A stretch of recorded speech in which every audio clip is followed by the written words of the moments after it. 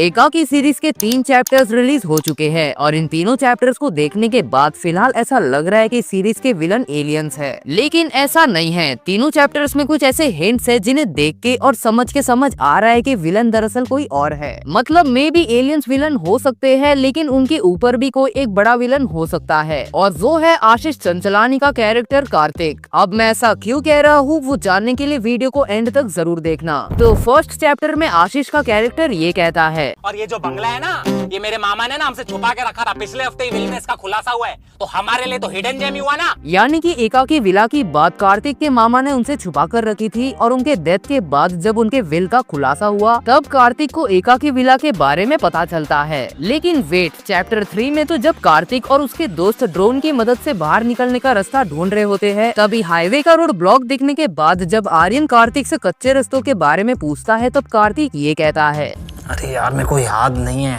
मामा ने बताया था ये रास्ते पे एक्चुअली 2-3 कच्चे रास्ते। बट चैप्टर 1 में तो आशीष ने खुद कहा था कि उसके मामा ने उनसे विला की बात छुपाई थी। उनके डेथ के बाद जब उनके विल का खुलासा हुआ तब इस विला के बारे में पता चला था। वेल ऐसा हो सकता है कि चैप्टर 1 में आशीष ने यहाँ झूठ बोला था, उसे पहले से इस विला के बारे में पता था एंड इस विला के बारे में वो उसके मामा से पहले भी बात कर चुका है। यहाँ हो सकता है कि कार्तिक जानबूझ के अपने दोस्तों को मैनिपुलेट करके अंबोरा लाया है ताकि वो उन्हें ट्रैप में फंसा सके, और इनडायरेक्टली ड्रोन की मदद से कार्तिक सबको बता भी रहा है कि अब यहाँ से बाहर निकलने का रास्ता कोई है ही नहीं, यानी कि तुम सब लोग यहाँ फंस चुके हो। जिसके बाद चैप्टर 2 में जब किचन में आर्यन को ये कुल्हाड़ी मिलती है तब कार्तिक उस बात को टाल देता है और वो कुल्हाड़ी वापस वहाँ रख देता है। अब कार्तिक का यहाँ कुछ रिएक्शन ना आना थोड़ा सरप्राइजिंग तो है। किचन में कुल्हाड़ी?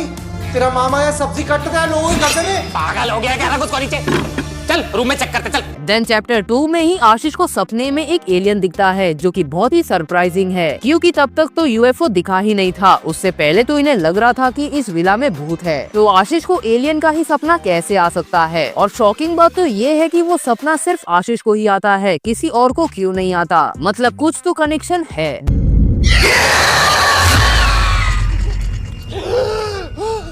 देन थर्ड चैप्टर के स्टार्टिंग में जब कार्तिक और उसके दोस्त यूएफओ देख रहे होते हैं तब आर्यन करण से फोन मांगता है ताकि वो गंदी क्वालिटी में यूएफओ का वीडियो रिकॉर्ड कर सके, जिससे वीडियो रियल लगेगी ना कि वीएफएक्स वाली। अब यहाँ पर आशीष का कैरेक्टर थोड़ा अजीब सा लुक देता है, आई डोंट नो व्हाई। करण, बात को समझ, तेरे भंगार फोन से रिकॉर्ड करूंगा तो घटिया क्वालिटी में वीडियो रिकॉर्ड होगा, और 90% दुनिया के यूएफओ वीडियोस घटिया क्वालिटी में रहते हैं, तभी तो लोग विश्वास करते हैं। जिसके बाद जब कार्तिक और आर्यन प्रायोरिटी लिस्ट निकाल रहे होते हैं तब यहाँ पर हमें कार्तिक की स्ट्रेंथ मैनिपुलेटिव देखने मिलती है, यानी कि कार्तिक किसी को भी अपनी बातों में आसानी से ला सकता है और इस स्ट्रेंथ की मदद से ही वो अपने दोस्तों को यहाँ लाया होगा। देन उसी सीन में कार्तिक जशु को काट के खाने की और तनी को बलि चढ़ाने की भी बात करता है। अब भले ही इस सीन में कॉमेडी थी, लेकिन सुनने में थोड़ा तो वियर्ड लगता है।